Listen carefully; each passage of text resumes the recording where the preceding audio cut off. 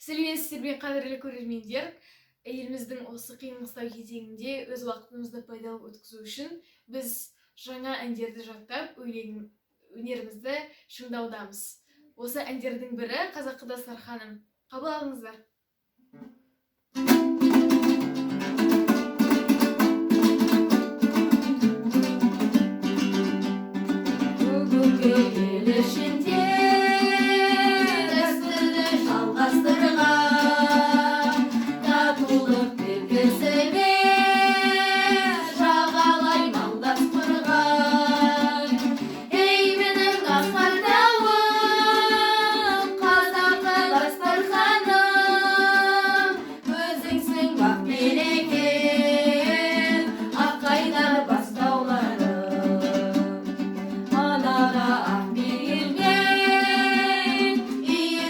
Келін